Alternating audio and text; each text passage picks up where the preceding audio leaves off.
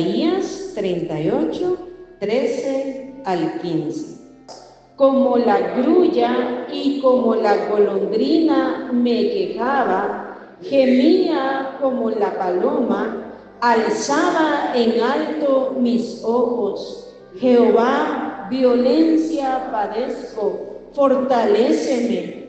¿Qué diré? El que me lo dijo, él mismo lo ha hecho. Andaré humildemente todos mis años a causa de aquella amargura de mi alma. Andaré humildemente todos mis años a causa de aquella amargura de mi alma. Padre, en esta noche una vez más invocamos tu nombre, alabándote y dándote gracias por esta oportunidad que tú nos concedes de estar en tu casa, por esta oportunidad que tú nos concedes de abrir tu palabra y juntos meditarla. Te pido con todo mi corazón que tú obres en nuestros corazones, en nuestras mentes, en nuestras vidas, que tú hables a lo más íntimo de nuestro corazón, que tu palabra sea enviada conforme a nuestra necesidad. Rompe lazos, rompe cadenas, rompe ataduras, rompe ligaduras, libera cada mente, cada corazón, quita todo cansancio, quita todo sueño, todo estorbo de nuestras vidas. Que esta palabra lleve fruto abundante para la gloria tuya, Señor. Que en todo lugar donde sea escuchada, esta sea una simiente viva, una semilla viva que pueda producir, que pueda obrar en cada corazón. Habla tú, Señor, en el nombre de Jesús. Te lo pedimos, Padre eterno. Amén y amén. Pueden sentarse, hermanos. Acabamos de leer palabras del rey Ezequías, de quien hemos estado meditando en mensajes anteriores. La semana pasada vimos cómo enfermó de muerte y cómo fue sanado. Pero acabamos de leer una parte de su oración en ese tiempo y podemos leer que fue un tiempo de mucho sufrimiento. Como dice en el versículo 14, como la grulla y como la golondrina me quejaba. Leí que las grullas, una de sus características es que se puede oír antes que verlas, porque su canto es bastante sonoro y llamativo. Y al investigarlo, se lee que el canto es realmente como una serie de gritos que se oyen a la distancia. Por eso el rey Ezequías expresa que se quejaba como la grulla. Pensemos qué terribles dolores ha de haber experimentado este hombre en medio de su enfermedad, en medio de su llaga, que este hombre gemía y gritaba como la grulla. También dice como la golondrina. También leía que en la soledad la golondrina emite un sonido inconfundible, que es un sonido agudo y chillante. Y también menciona allí en el versículo 14, gemía como la paloma. Las palomas, por ejemplo, allá por mi casa, atrás de mi casa se oye el canto de las palomas. Y muchas veces ese canto es tan característico porque se oye con un tono como de tristeza.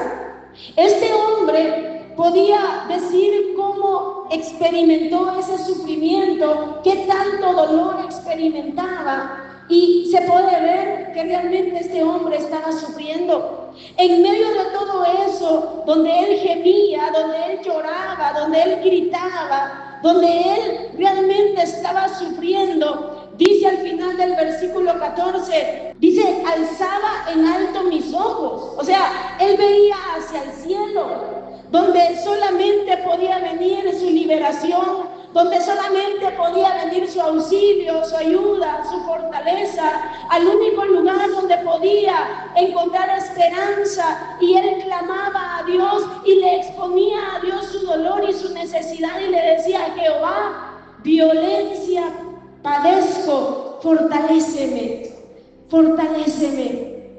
¿Cuántas etapas en la vida de sufrimiento y dolor llegan a nuestras vidas y han llegado a nuestras vidas? donde hemos llorado, donde hemos gemido, donde nos hemos debilitado, donde nos hemos entristecido. ¿Cuántas etapas llegan a la vida cuando solo podemos alzar nuestros ojos al cielo y podemos decirle: Dios, violencia padezco, fortaléceme? Ya muchas veces lo hemos experimentado en este lugar. Cada uno de ustedes tiene una historia de vida y hoy es importante que recordemos esos sufrimientos, esas etapas de dolor que hemos experimentado o que hoy estamos experimentando. Son procesos dolorosos, pero son procesos tan saludables. Dios los envía por diferentes motivos y uno de los principales es que seamos conscientes de nuestra realidad humana, de nuestra debilidad, de nuestra fragilidad, y que eso nos lleve a la verdadera humildad y dependencia a Dios. Los motivos son muchos, pero entre ellos el motivo es este, como leíamos y como habló el rey Ezequías: andaré humildemente todos mis años a causa de aquella amargura de mi alma. Los seres humanos somos inclinados al orgullo, somos inclinados a la jactancia, a la altivez. Nos enorgullecemos de nuestra fuerza, de nuestra juventud, de nuestras capacidades, de nuestra salud, de nuestra prosperidad, de nuestra inteligencia, de los bienes materiales que llegamos a poseer, de nuestra familia, de nuestros hijos, de nuestros padres. En fin, por cualquier cosa, el ser humano se enorgullece. En toda bendición de Dios surge en nosotros el peligro de enaltecernos o de jactarnos. La jactancia es la alabanza propia, desordenada y presuntuosa. Jactancia es hacer alarde: yo aquí, yo allá, mis cosas, mis logros, mi familia. Es ser fanfarrones, es ser personas engreídas, vanagloriosas, arrogantes, petulantes. Lo contrario a la jactancia es humildad, modestia y sencillez. Pero hermanos, todos nosotros tenemos la misma inclinación de la vieja naturaleza a enaltecernos, a enorgullecernos. Aún en todo lo que es la vida espiritual podemos caer en estados terribles de orgullo. Nos sentimos superiores a los demás y los menospreciamos porque nosotros somos muy espirituales, porque somos muy fuertes, supuestamente espiritualmente hablando, porque somos muy buenos o muy santos, entre comillas, y caemos en orgullo y en arrogancia, como el fariseo de la parábola del fariseo y el publicano. Algunos nuevos no lo han leído y probablemente los que escuchen este mensaje tampoco. Así que vámonos a Lucas capítulo 18, versículo 9 al 14, para que veamos cómo la soberbia nos puede afectar en todas las áreas, incluyendo en nuestra búsqueda a Dios. Lucas 18, 9 al 14. Dice: a unos que confiaban en sí mismos como justos y menospreciaban a los otros, dijo también esta parábola. Y hermanos, esto se sigue repitiendo a través de los tiempos. El orgullo nos lleva a sentirnos superiores a los demás. ¿Y cómo los menospreciamos? Los menospreciamos con nuestras actitudes, con nuestras palabras. Nos sentimos superiores. Y mire, el orgullo nos lleva incluso a independizarnos de Dios, a sentir que sin Él podemos. Dice en el versículo 10, 2 hombres subieron al templo a orar. Uno era fariseo y el otro publicano. El fariseo, puesto en pie, oraba consigo mismo de esta manera. Mire cómo el orgullo nos lleva a ya no humillarnos delante de Dios. Él oraba consigo mismo. No dice que él oraba a Dios, que él rogaba a Dios, que él suplicaba a Dios. No, él oraba consigo mismo de esta manera. Estamos en Lucas 18:11. Dios, te doy gracias porque no soy como los otros hombres, ladrones, injustos, adúlteros, ni aún como este publicano. Mire, aquí se muestra lo que es el orgullo. Y aquí se muestra el orgullo religioso. Este hombre se sentía superior. Gracias porque no soy como los otros hombres. ¿Cuántas veces tal vez estamos en un templo? ¿Cuántas veces tal vez estamos buscando a Dios a nuestra manera? Pero con un corazón lleno de orgullo y de soberbia, menospreciando a los demás. Gracias a Dios no soy como el hermano tal. Gracias a Dios no soy como la hermana tal. Gracias a Dios yo te busco, Padre, de una manera tan grande. Gracias, Señor, porque yo soy mucho más santo que estos. Que el Señor reprenda al diablo y la carne, hermano, porque muchas veces caemos en situaciones así. Y Dios habla y dice, y habla y da este ejemplo. Te doy gracias porque no soy como los otros hombres. Examinémonos en esta noche. ¿Qué sentimos en nuestro corazón, allá en lo más íntimo? Y luego sigue diciendo en el versículo 12: ayuno 2 veces a la semana, doy diezmos de todo lo que gano. Él menospreciaba a todos los demás. Él veía a todos los demás como inferiores a él. Y aparte él exaltaba lo que él hacía. Él se sentía especial, él se sentía superior. Aquí lo vemos fanfarroneando, jactándose de lo que él hacía. Ayuno 2 veces a la semana y doy diezmos de todo lo que gano. Pero qué diferencia con el publicano. Mas el publicano, estando lejos, no quería ni aún alzar los ojos al cielo, sino que se golpeaba el pecho diciendo: Dios, sé propicio a mí, pecador. Os digo que este descendió a su casa justificado antes que el otro, porque cualquiera que se enaltece será humillado, y el que se humilla será enaltecido. Nosotros necesitamos un corazón como el del publicano, porque hermanos, nos sentimos tan perfectos, nos sentimos tan buenos, que nos vamos hundiendo en esa arrogancia y en ese orgullo, en ese menosprecio a los demás. Nuestras actitudes y nuestras palabras son tan terribles muchas veces. Y hermano, Dios aborrece el orgullo. Pero veamos en este ejemplo lo terrible que puede ser el orgullo. El orgullo está arraigado en el corazón del hombre. Nos podemos enaltecer por quienes somos, por lo que hacemos, incluso por experiencias espirituales que Dios nos da. Nos podemos enaltecer por oportunidades de servicio que Dios nos da, por la forma que le buscamos. Por tanto, hermano, incluso el mismo sufrimiento muchas veces lo convertimos en motivo de orgullo y jactancia. Es que todo lo que yo he sufrido, es que todo lo que yo sufro, y se menosprecia a los otros porque parecen tan débiles que no aguantan nada, no como yo. Notemos, el corazón del hombre es terrible, terrible.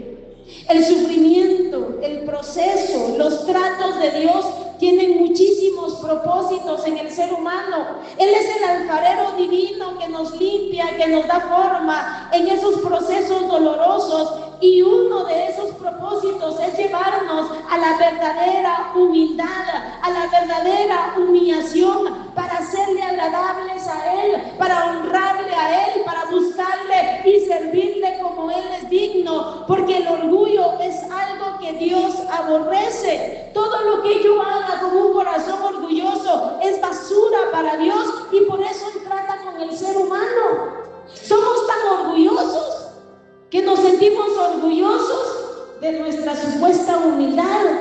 Es que yo sí soy humilde, viera, hermana. Hermano, eso es orgullo. Ahí estamos hablando con orgullo, nos estamos jactando de nuestra supuesta humildad. Que Dios nos ayude a todos. Fíjese que el sufrimiento y el dolor, como hemos visto en mensajes anteriores, les llega a todo ser humano en el mundo, sean cristianos y no cristianos, sean impíos o sean personas que aman y buscan a Dios. Y fíjese que muchos en el tiempo de dolor se han humillado y se han entregado a Cristo, conscientes de su necesidad de Dios. ¿Cuántas personas recuerdo en el hospital entregarse a Dios con lágrimas porque están en ese tiempo de necesidad, en ese tiempo de humillación? Otros ya procesados y limpiados con tanta gratitud y con tanta disposición del corazón después de una prueba. Recuerde, hermano, esos momentos difíciles que usted ha vivido. Recuerde esos días en los que usted ha llorado, ha clamado, ha gemido, como leímos del rey Ezequías. ¿Verdad que muchas veces uno sale de esos procesos con tanta gratitud, con tanta humillación, con tanta disposición para buscar a Dios? Pero otras veces, sean impíos o sean cristianos, se sale como que sin nada, a veces hasta más soberbios. Necesitamos pedirle a Dios que se cumplan todos sus propósitos por los que Él permite el sufrimiento en nuestras vidas. Fíjese que muchas veces incluso es para prepararnos para bendecirnos. Muchas veces Él permite que pasemos terribles desiertos, situaciones tan terribles, donde gemimos, donde lloramos, donde nos humillamos delante de Él. Y es Él para prepararnos para bendiciones futuras, sea físicamente, sea materialmente, o sea para darnos mayor altura espiritual o mayores bendiciones espirituales. Dios lo está permitiendo siempre con propósito, para que andemos con humildad. Nuestro deseo y oración debería ser como estas palabras que leímos del rey Ezequías: andaré humildemente todos mis años a causa de aquella amargura de mi alma. Es que solo con leer esas palabras, hermano, andaré humildemente todos mis años a causa de aquella amargura de mi alma. Por cuánto hemos pasado, cuánto hemos visto, cuánto hemos vivido. ¿De qué podemos gloriarnos, hermano? Como les decía al inicio, cada uno tenemos una historia de vida. Cada uno tenemos diferentes procesos en la vida. Nosotros como familia les hemos contado, hermano, hemos pasado por tantas situaciones: dolor, muerte, tragedia, enfermedad, robos, asaltos, sufrimientos, etcétera, etcétera, etcétera. Y cada uno personalmente hemos vivido cuánta cosa. Pero todo lo que hemos vivido debe llevarnos a esto, y se lo vuelvo a leer: andaré humildemente todos mis años a causa de aquella amargura de mi alma. Aún lo que vemos en otros, hermanos, nos debe llevar a ser humildes. Cuántas cosas hemos visto, cuánto sufrimiento de otras personas hemos visto, y eso nos debe llevar a la conclusión de lo pequeño y frágiles que somos nada y que somos necesitados y dependientes de Dios, hermanos. Fíjense que muchas veces recuerdo lo que vi 12 años de mi vida trabajando en el hospital, ver a tanta gente en el intensivo, conectados en aparatos sin poder respirar por sí mismos, con pañales, con sondas y con tanta cosa. Y muchas veces cuando me tocaba hacerles ejercicios, muchas veces mi corazón se quebrantaba y yo pensaba: ¿por qué estoy viendo todo esto? Pero hermanos, todo eso ahí mismo me llevaba a humillarme ante Dios y decirle: realmente, Dios, esto es lo que somos tan frágiles, un día yo puedo estar también aquí. Y eso me llevaba a darme cuenta cómo la soberbia del hombre, hermano, es que no valemos nada si no es por Cristo, si no es por su sangre preciosa. Hermano, no valemos nada. Somos tan frágiles, somos tan débiles. Toda esa salud de la que nos jactamos en un momento se puede perder. Esa inteligencia de la que nos jactamos, hermano, con una pedrada que nos den se nos puede olvidar todo lo que sabemos y todos los conocimientos que hemos adquirido en la vida. Realmente la gloria es solamente para Dios y debemos vivir en humillación y en gratitud, porque cada día de vida es un milagro de Dios. Cada capacidad que tenemos hoy mismo es un milagro de Dios. A veces vivimos con tanta soberbia, vivimos menospreciando todo lo que tenemos, vivimos quejándonos. Pero hermano, solo van a darse una vuelta ahorita al hospital. Y de verdad a veces lo que nos lleva es a humillarnos: Señor, perdóname porque no he sido lo suficientemente agradecido contigo. Perdóname porque no he sido lo suficientemente agradecido por cada día de vida, por cada día de paz, por cada día de salud que tú me das. Perdóname. porque vivimos con tanta soberbia, con tanta arrogancia. Que Dios nos ayude realmente, hermano. Todo lo que vivimos, todo lo que vemos, nos debe llevar a esa humillación. Y todo ese dolor, sufrimiento, lágrimas, enfermedades, accidentes, pérdidas materiales o pérdidas de seres queridos, batallas, luchas espirituales, todo eso debe llevarnos a esa verdadera humillación que es agradable delante de la presencia de Dios. Leamos Deuteronomio 8:11 en adelante. Dice: cuídate de no olvidarte de Jehová tu Dios para cumplir sus mandamientos, sus decretos y sus estatutos que yo te ordeno hoy. Mira el versículo 12. No suceda que comas y te sacies y edifiques buenas casas en que habites, y tus vacas y tus ovejas se aumenten, y la plata y el oro se te multipliquen, y todo lo que tuvieres se aumente. Y este es el peligro. Leamos juntos el versículo 14. Y se enorgullezca tu corazón, y te olvides de Jehová tu Dios, que te sacó de tierra de Egipto, de casa de servidumbre. Y es que eso es lo terrible, es que esa es la inclinación humana, y por eso es que Dios permite los procesos en nuestras vidas para que no los olvidemos y nos mantengamos humildes, porque cuando viene la bendición, cuando estamos saludables, o cuando vienen bendiciones espirituales, o cuando vienen oportunidades de servirle, o cuando vienen, hermanos, bendiciones de toda índole, nuestro corazón se enaltece y se nos olvidan los procesos por los que hemos pasado. Mire el versículo 15.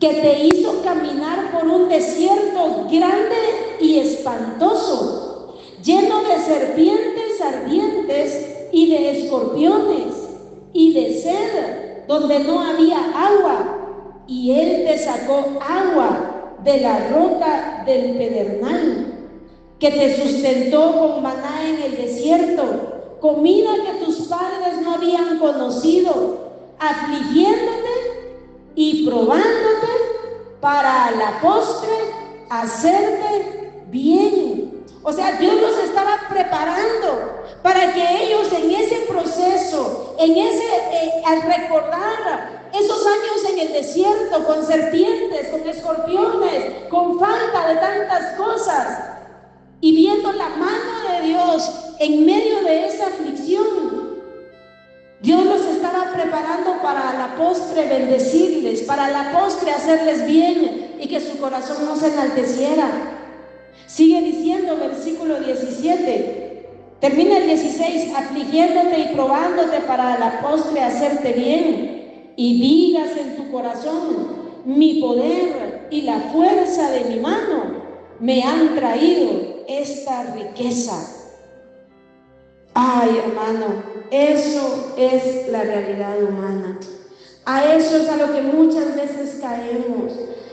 Por eso Dios permite que seamos procesados. Por eso Dios permite que en nuestras vidas haya lágrimas, haya dolor, haya tanta cosa. Porque de lo contrario nos corrompemos, de lo contrario nos enaltecemos, de lo contrario se nos olvida, hermano, que somos dependientes de Dios, y en lugar de darle la gloria a Dios, nos damos la gloria a nosotros mismos. Cuídate de no olvidarte. Toda la gloria y toda la honra son siempre para nuestro Dios, para nuestro Dios. Fíjese que haciendo este mensaje pensaba y recordaba tantas cosas. Por ejemplo, hermanos, cómo jactarme de salud o de fuerzas cuando pasé años con enfermedad y debilidad extrema. Fíjese, hermano, que incluso yo vomitaba del cansancio casi todos los días y no sabía qué estaba pasando en mi vida. Hace 15 años prediqué en este lugar por primera vez, el 7 de enero del 2010. Y hermanos, mi cuerpo estaba muy enfermo. Yo no sabía qué estaba pasando en mí, pero las hormonas de mi cerebro eran un caos. El 5 de marzo de ese año, 3 meses después, el diagnóstico y la única explicación lógica para uno de los endocrinólogos más famosos de Guatemala sabía era que yo tenía un tumor cerebral. Y recuerdo ese momento cuando reuní a mi familia y les di la noticia.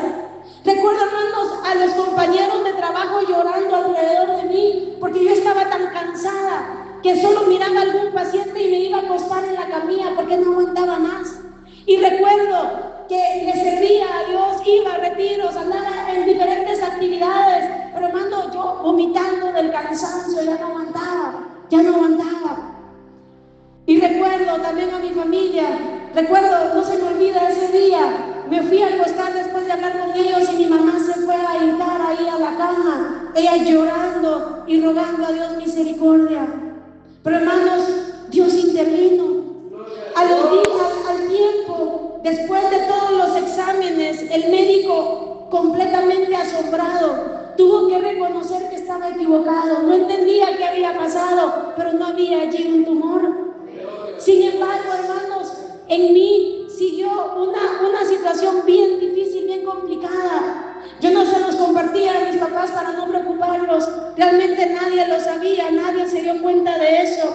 Pero yo vivía con un sentimiento de enfermedad bien horrible. Solo despertaba, hermano, yo sentía la debilidad. Solo despertaba y sentía aquella sensación de enfermedad terrible. Yo pensaba, ¿será que tengo cáncer? ¿Será que tengo alguna enfermedad terminal? ¿O será que tengo alguna enfermedad de esas que son bien difíciles de diagnosticar y solo para hacer el diagnóstico, cuánto gasto se necesita? Y hermanos, recuerdo muy bien el primer día que desperté con la sensación de bienestar. Y hoy en la tarde me gozaba porque yo recuerdo ese día, pero no sabía que lo había escrito en un cuaderno que yo tengo, que en aquel tiempo yo escribía continuamente las situaciones o experiencias que pasaba. Le estoy hablando que en el 2010 yo vivía así. Y fíjese que hoy encontré esta nota, sábado 30 de abril del 2016. Hoy al despertar tuve una sensación muy bonita, una sensación de bienestar que hace mucho no sentía. Anoche Dios me visitó al orar y tuve el testimonio como que un desierto pasó, como que una etapa difícil concluyó. Y al terminar ese párrafo puse un signo de interrogación, como esperando la confirmación si eso era real. Y hoy puedo decir, es real. Ese tiempo pasó, hermano, esos años en los que de verdad solo Dios sabe cómo vivía. Yo realmente sentía que solo vivía sobreviviendo, solo tratando de sobrevivir. Pero mira, hermano, el día terminó y el tiempo pasó. ¿Cómo puedo jactarme? ¿Cómo podría yo jactarme de salud o de fuerzas cuando realmente he vivido etapas así? Y posiblemente usted también las ha vivido.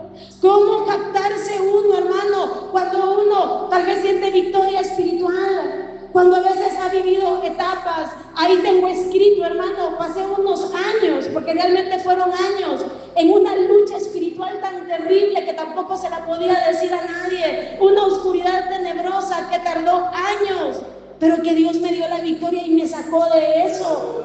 Pero hermanos, Dios lo permite para que nosotros no nos enaltezcamos, para que nosotros no nos sintamos superiores a otros, para que nosotros nos demos cuenta de lo frágil y lo débiles que somos y que necesitamos de Dios. Dios permite que atravesemos esos desiertos, hermano, porque Él es fiel y quiere guardar nuestras vidas de la soberbia. Desiertos económicos terribles que solo Dios y yo sabemos. Desiertos en el servicio a Dios, hermanos. Pasé años de mi adolescencia y mi juventud gimiendo como una grulla, suplicándole a Dios que quería servirle, y todo parecía cerrado, todo parecía tan cerrado. Yo le decía a Dios, si no te voy a servir, mejor quítame la vida. Y no se me olvida una noche, yo iba caminando hacia el baño allá en la iglesia de zona 11, cuando Dios me habló audiblemente en Isaías 45:2, donde dice: yo iré delante de ti y enderezaré lugares torcidos, quebrantaré puertas de bronce y cerrojos de hierro haré pedazos. Y hermano, Dios lo hizo. Dios hizo lo que parecía imposible. Él ha hecho aún más de lo que yo podía imaginar. Es que Dios es grande, Dios es maravilloso. Y pasamos desiertos, hermano. Pasamos todos esos tiempos. ¿Por qué? Porque Dios quiere guardar nuestras vidas de todo orgullo y de toda soberbia. Y cada uno de ustedes tiene diferentes experiencias. Podría contarles cuántos desiertos de mi vida. Por ejemplo, hace unos meses terminó otro desierto que en mi vida duró 7 años. Inició el 25 de abril del 2017. Inició como una terrible pesadilla, un tiempo muy difícil, pero ya pasó. Y otros desiertos que podría contarles, y sé que usted tal vez también los ha vivido. Pero hermanos, todo lo que vivimos y todo lo que pasamos, no debemos olvidarlo, para que la gloria sea para Dios, para no enaltecernos, para no sentirnos superiores a los demás, para no independizarnos de Dios, al contrario, que podamos cada vez ser más humildes, más sencillos. Ahí mismo en Deuteronomio 8 que leímos, es tan claro, en esos desiertos grandes y espantosos, llenos de serpientes y escorpiones, como dice el versículo 15, que te hizo caminar por un desierto grande y espantoso, lleno de serpientes ardientes y de escorpiones y de sed, donde no había agua. Te sacó agua de la roca del pedernal, te sustentó con maná en el desierto, comida que tus padres no habían conocido, afligiéndote y probándote, para a la postre hacerte bien. Y digas en tu corazón: mi poder y la fuerza de mi mano me han traído esta riqueza. Sino acuérdate de Jehová tu Dios, porque Él te da el poder para hacer las riquezas, a fin de confirmar su pacto que juró a tus padres, como en este día.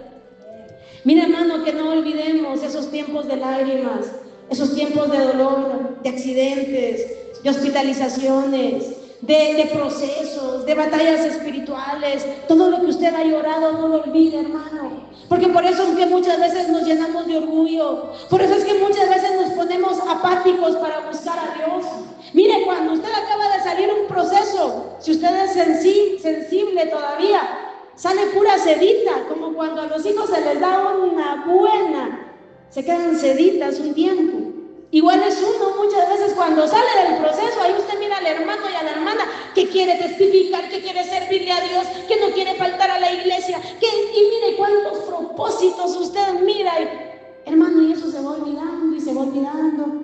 Luego caemos todos apáticos, todos soberbios, altivos.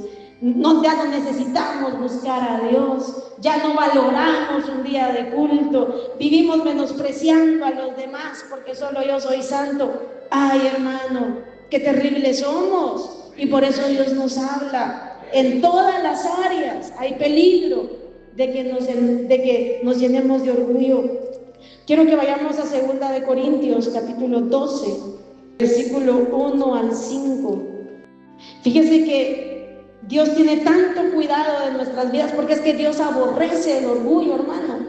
Mire, de verdad, Dios aborrece el orgullo.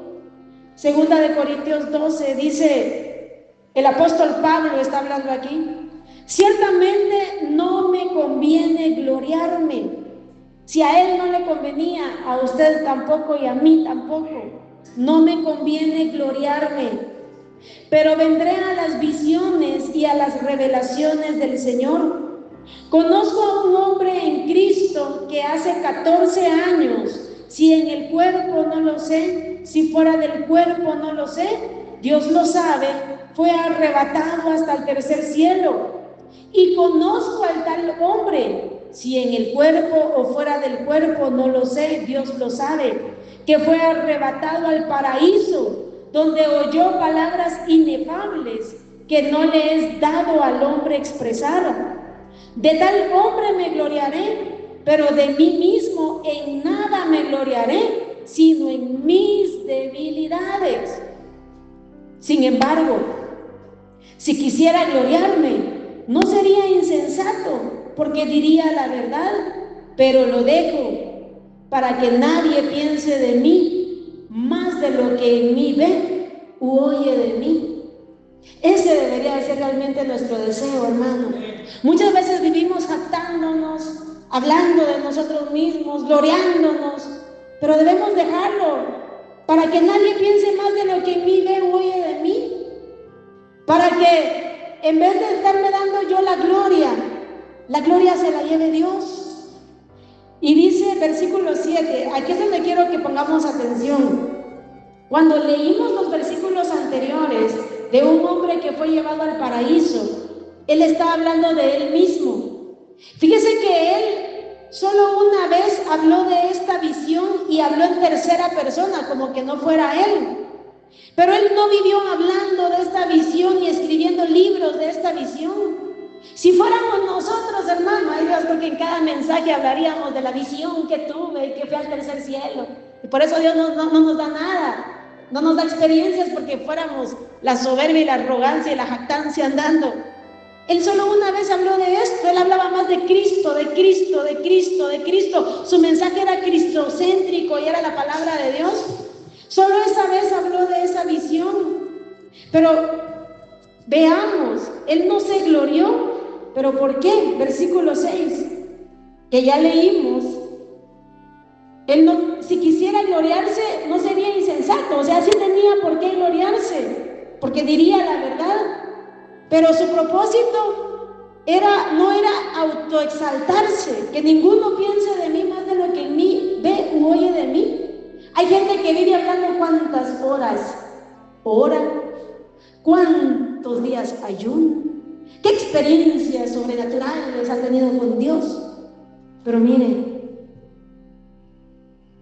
para que nadie piense de mí más de lo que en mí ve u oye de mí. Versículo 7, mire el cuidado de Dios.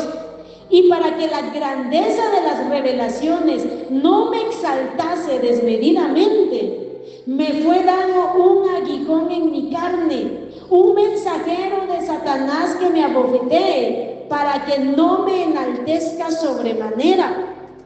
¿Qué significa esto? Dios le dio un sufrimiento, él padeció un sufrimiento permitido por Dios. Ese es el aguijón. Para que la grandeza de las revelaciones no me exaltase desmedidamente, me fue dado un aguijón en mi carne, un mensajero de Satanás que me abofetee, para que no me enaltezca sobremanera. Muchos creen que fue una enfermedad en sus ojos, otros creen que fue otro tipo de enfermedad, otros creen que fueron diferentes procesos. No lo sabemos, él no lo explica. Lo que sí sabemos es que era un sufrimiento permitido por Dios, pero mire, ¿para qué? Para que él no se enalteciera de sobremanera, o sea, que no hubiera orgullo en su corazón. Y si Pablo lo necesitó, ¿será que lo necesitamos nosotros? Hermanos, sí, es que esa inclinación es terrible, la inclinación al orgullo es terrible. En mí no, hermana, viera que sí, se lo cuento. En todos tenemos la misma naturaleza tan asquerosa, tan horrible, hermano. Y por eso Dios trata con nuestras vidas. ¿Cuánta profundidad hay en estos versículos? Versículo 8. Respecto a lo cual 3 veces he rogado al Señor que lo quite de mí. Él le pedía a Dios que quitara ese aguijón, ese sufrimiento. Pero mire el versículo 9. Y me ha dicho: bástate mi gracia, bástate mi ayuda, bástate mi gracia, porque mi poder se perfecciona en la debilidad. Por tanto, de buena gana me gloriaré más bien en mis debilidades, para que repose sobre mí el poder de Cristo. Por lo cual, por amor a Cristo, me gozo en las debilidades, en afrentas, en necesidades, en persecuciones, en angustias, porque cuando soy débil, entonces soy fuerte. Ay, hermano, cuánta profundidad de verdad hay aquí en estos pasajes. Cuando soy débil, entonces soy fuerte. Cuando soy humilde, cuando reconozco mi debilidad, cuando estoy necesitado de Dios, es allí donde el poder de Dios se perfecciona en mi debilidad. Por eso Dios permite tanto sufrimiento, por eso Dios permite oposiciones, por eso Dios permite batallas, por eso Dios permite cuánta cosa como lo acabamos de leer, para que en nosotros repose el poder de Cristo. Porque, hermano, estando así, ¿de qué podemos jactarnos? ¿De qué, hermano? ¿De qué? Es allí donde nos volvemos dependientes de Dios, en medio del sufrimiento, en medio del dolor. Ahí le buscamos, ahí nos humillamos delante de Él. Ahí no tienen que rogarnos para que oremos, porque nos sentimos necesitados de Dios y entonces oramos. Dios, te necesito, Dios, necesita tu fortaleza, tu gracia, tu ayuda. Oramos como el rey Ezequías: Dios, padezco afrenta, fortaléceme, ayúdame, como lo necesitamos. Fíjese, hermano, este rey dijo estas palabras que leímos al inicio: andaré humildemente todos mis años a causa de aquella amargura de mi alma. Sin embargo, tristemente, este hombre olvidó esos años de amargura de su alma. Y por eso es que Dios envía esta palabra, porque a nosotros nos puede pasar exactamente lo mismo. Y tal vez ya nos ha pasado. Hemos olvidado el tiempo del dolor, hemos olvidado el tiempo del sufrimiento, hemos olvidado el tiempo de lágrimas, el tiempo de debilidad, y nos hemos enaltecido, nos hemos vuelto prepotentes, jactanciosos. Nos hemos puesto duros con Dios, ingratos, soberbios. Le buscamos con apatía, hermano. Que Dios nos guarde. Leámoslo. Segundo de Crónicas, capítulo 32, versículo 24. El 24 y el 25 vamos a leer. Dice: en aquel tiempo Ezequías enfermó de muerte, que fue lo que leímos en Isaías, ¿verdad? Y mire, y oró a Jehová, quien le respondió y le dio una señal. Pero leamos juntos el versículo 25, segundo de Crónicas 32, 25. Mas Ezequías no correspondió al bien que le había sido hecho, sino que se enalteció su corazón, y vino la ira contra él y contra Judá y Jerusalén. Mira, hermano, cómo duele el corazón de verdad. Cómo duele, porque ese hombre que dijo: andaré humildemente todos los años, todos mis años, a causa de aquella amargura de mi alma, ahora lo podemos ver que no correspondió a ese bien que Dios le hizo cuando lo sanó, y su corazón se enalteció. Duele el alma, porque esa es la realidad humana. Duele el alma porque eso no es una historia, hermano, que fue única. Duele el alma porque esa es nuestra realidad humana, que Dios muchas veces tiene que soportar. Dios te ha sacado de lágrimas, te ha sacado de enfermedades, te ha sacado de angustias, te ha guardado, te ha libertado. Dios ha sido bueno, Dios ha sido fiel, Dios ha sido misericordioso, Dios nos ha dado capacidades, Dios ha sido, hermano, tan misericordioso en medio de nuestra debilidad. Pero muchas veces no correspondemos a ese bien. Muchas veces nuestro corazón se enaltece, muchas veces nos llenamos de jactancia, nos volvemos como el fariseo, solo señalando a los demás. Nos volvemos como el fariseo, solo jactándonos. Nos volvemos, hermano, muchas veces apáticos a Dios. ¿Y cuánta misericordia ha tenido Dios, hermano? ¿Cuánta misericordia? Leamos en Segundo de Reyes 20, donde se nos amplía un poquito lo que pasó a este hombre. Segundo de Reyes 20, versículos 12 al 13. Inmediatamente, esto está inmediatamente después que se habla de la enfermedad de Ezequías.